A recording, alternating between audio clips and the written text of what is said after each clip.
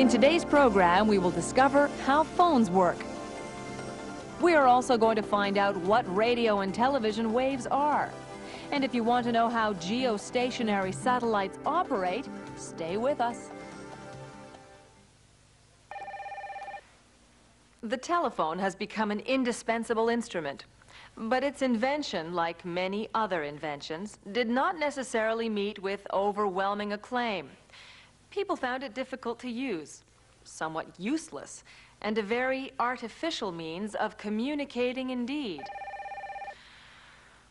But this was at the turn of the century, and of course, no one had any way of knowing that the electric voice would soon be part and parcel of our lives.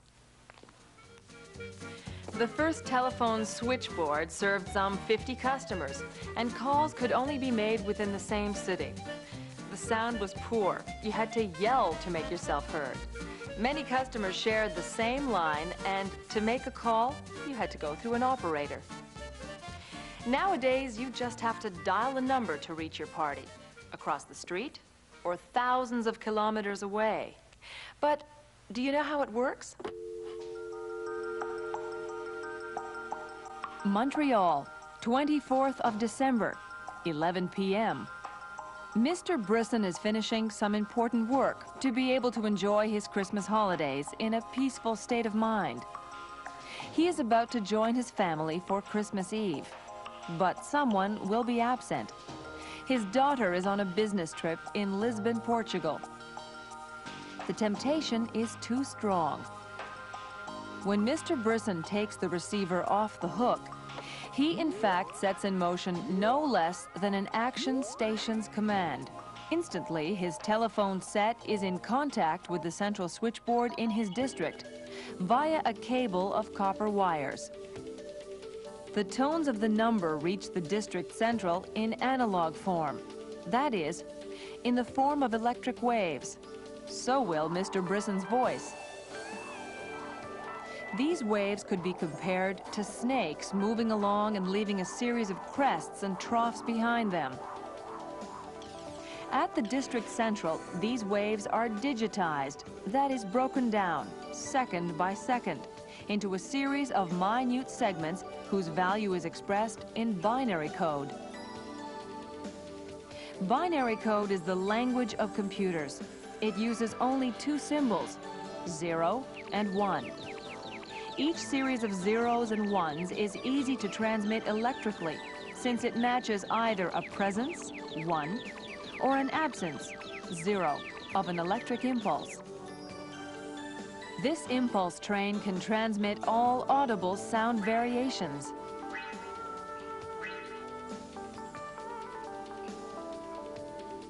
Mr. Brisson's call is not a local call. The district central will forward his call to another central, the long-distance central. At the long-distance central, the fact that Mr. Brisson wants to call Portugal is detected electronically in the number he has dialed. The signal is then directed toward a third central, the overseas calls central. To reach this final central, the electric impulse train is converted into a light impulse train. The light impulses are laser generated and travel along a thin wire of pure glass, an optical fiber. Every year, most telephone networks around the world are replacing their copper cables with optic fibers. A single pair of optic fibers, barely thicker than a human hair, can transmit 8,000 telephone conversations, whereas a copper cable, over 3 inches thick, can only convey 3,600.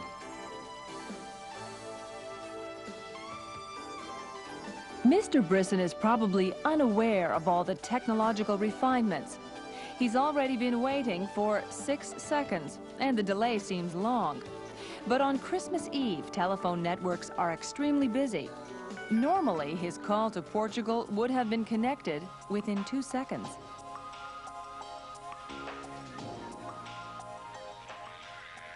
At the Overseas Calls Central, Mr. Brisson's call is transmitted by microwave antenna to a satellite transmission station. At this Canadian station, a 32-meter diameter disc takes charge of Mr. Brisson's call and sends it 36,000 kilometers into space to a satellite that is permanently positioned over the Atlantic. This satellite works a little like a mirror in that it receives the signal, amplifies it, and transmits it onto another Earth station located in Goonhilly, a small town on the coast of England. Mr. Brisson's impatience abates. Perhaps he knows that from one terrestrial station to another, his call will have traveled over 70,000 kilometers in less than 3/10 of a second.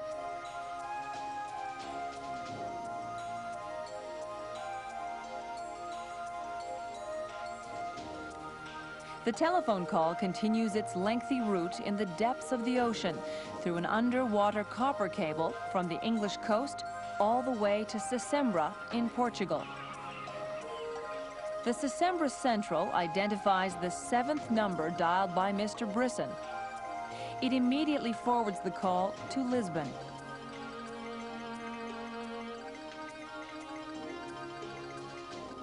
In Lisbon, a district central finally decodes his daughter's telephone number.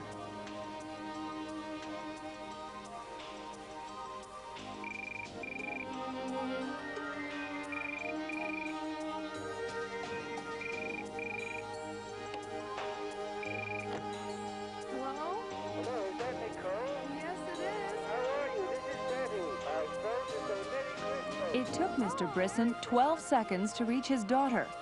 12 seconds to establish a telephone connection between 2 points, located some 6,000 kilometers apart.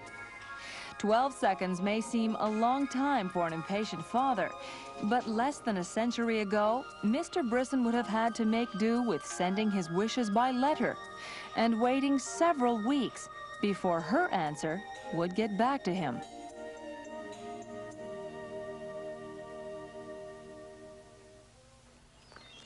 In the world of telecommunications, it seems quite normal to wake someone up who lives across the ocean in the middle of the night to wish him a Merry Christmas.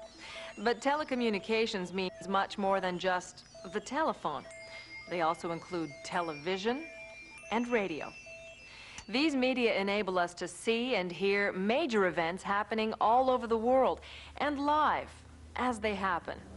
Scrutinized as it is by thousands upon thousands of cameras, our planet has become a small world indeed. Do you remember a certain July evening about 20 years ago? It was terribly hot, and I spent the night in front of my TV set waiting for a man to walk on the moon. It's one small step for man, one giant leap for mankind. More than 600 million television viewers around the world saw that program. Our lives are filled with fragile recollections shared with millions of human beings. Every day, new images and new sounds add on to them. We live in the wonderful and invisible world of waves, and it is they that bring all these images and sounds to us. We live in a world invaded by the mysterious and intangible presence of electromagnetic waves. Such waves convey radio and television programs, taxi driver conversations, international communications. Some are even transmitted by antenna, installed not far from where you live. Others come to us from space, via satellite. If all those waves were ever to be received at once by your television or radio set, you would witness a veritable cacophony of sounds and scrambled images. How do all these waves manage to carry image and sound without somehow getting all mixed up? Let's start with a television studio. The cameras and microphones convert the images and sounds into electric current. The current, greatly magnified, makes the television station's antenna vibrate very quickly, just like a guitar string vibrates. But instead of producing sound waves, the antenna produces electromagnetic waves. The electromagnetic waves scatter into the atmosphere in concentric circles, like the ripples made by a pebble thrown into still water. When the electromagnetic waves reach your receiver's antenna, they generate a feeble electric current. Once amplified, the current recreates the images and sounds emitted by the television station. Your antenna receives waves from hundreds of transmission stations simultaneously, yet each station's signal remains distinct.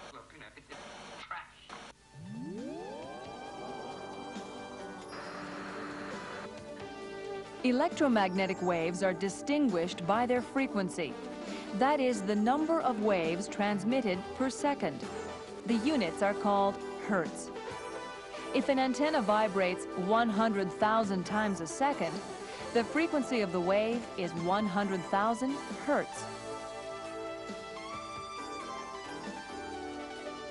According to national and international agreements, radio and television stations are granted different frequencies. One television station might transmit between 54 and 60 million hertz, while another will emit between 82 and 88 million hertz. So whether a radio or a television station, the signal of every station remains distinct.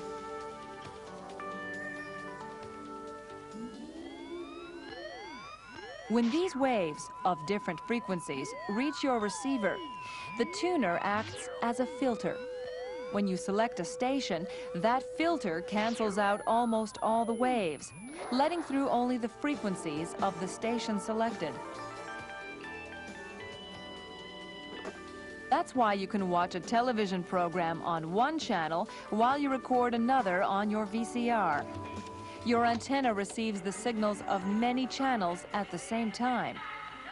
Your television set's tuner lets the frequencies of one station through, while your tape recorder tuner lets others through.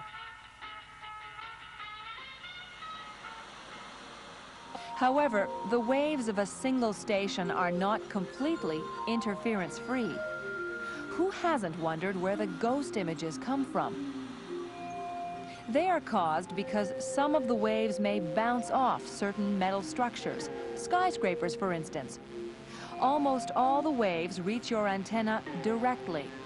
However, others momentarily lose their way in the urban maze and reach your television set a fraction of a second late, thus forming a second image, slightly off-center. Most of these problems are settled by the cable networks. The receiving antenna of cable companies are strategically placed on the roofs of buildings or high in the mountains.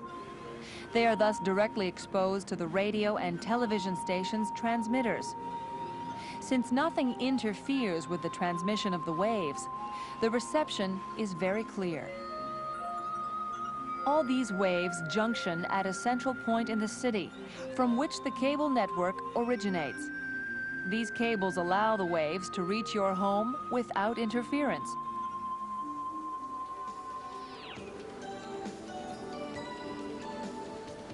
However, today, thanks to parabolic antenna, you can also receive programs broadcast anywhere on the continent. These saucer-like antennae pick up waves from specialized satellites, relaying signals from dozens of television stations. All you have to do is direct your parabolic antenna toward the satellite of your choice. There are even parabolic antennae that are motorized, so you can go from one satellite to another quickly. Currently, the range of these satellites only encompasses a continent, but they could all be linked together. It would then be possible to decide to watch a judo match live from Japan or an historic documentary from France.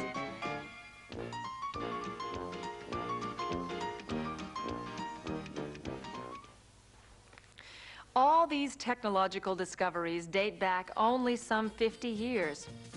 My grandmother was born long before then. She told me that in the beginning of television, her neighbor would dress in his Sunday best before sitting down to watch the news.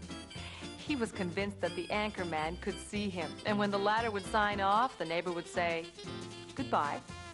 Very polite man. Like our grandparents, we take in the changes without even realizing it. Have you ever thought about the hundreds of satellites moving about over our heads? More and more messages are being transmitted by satellites. We imagine these as shiny jewels, hanging, suspended in the atmosphere. And we wonder how come they don't drift away.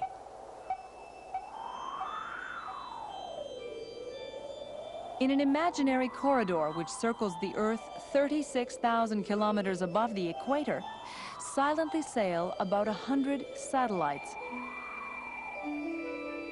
At this altitude, a satellite's orbit and the Earth's rotation on its axis are synchronous.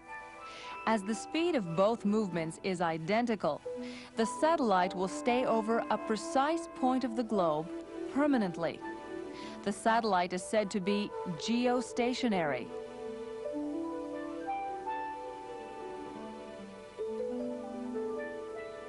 It's as if an invisible anchor held the satellite in place above a precise geographical spot on Earth.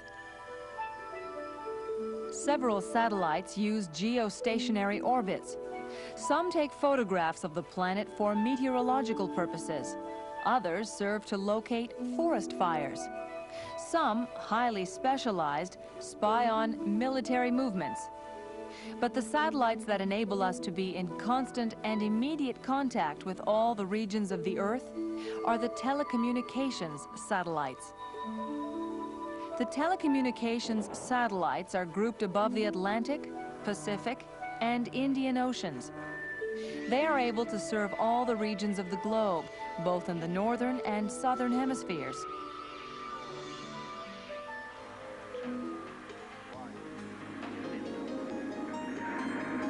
A satellite's active life begins at a launching base. A rocket carries it 300 kilometers into space. Having pulled away from Earth's gravity, the satellite uses its own rockets to propel itself to its geostationary orbit at an altitude of 36,000 kilometers. Since geostationary satellites remain positioned over a precise point on Earth, the antenna of terrestrial stations do not have to move to remain in contact. These stations transmit signals in the form of waves that they receive from terrestrial networks. They can be sound, visual, or written signals.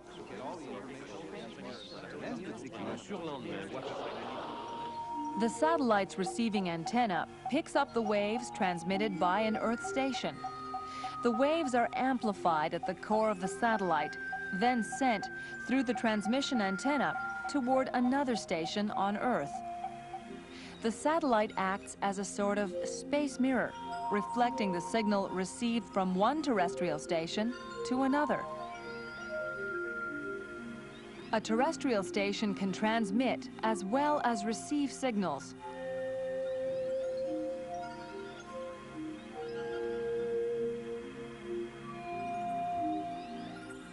Although its orbit is quite stable, a satellite's direction in relation to the Earth must be adjusted regularly.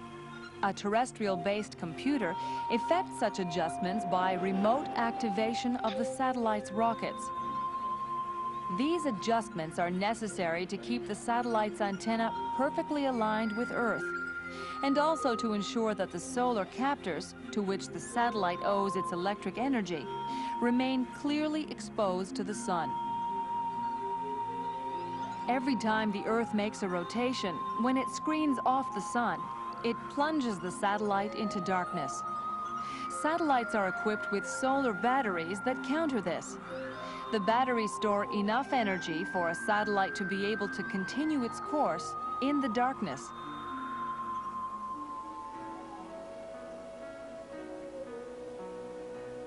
In the past 20 years, over 200 satellites have been put into geostationary orbit. Most of them are now inoperative for lack of fuel. to prevent the geostationary corridor from becoming too congested. The remainder of the satellite's fuel reserves is used to project them farther into space. We have a veritable space dumping ground floating above our heads. Someday, aerospace technology will no doubt be able to collect and refuel all these inoperative satellites.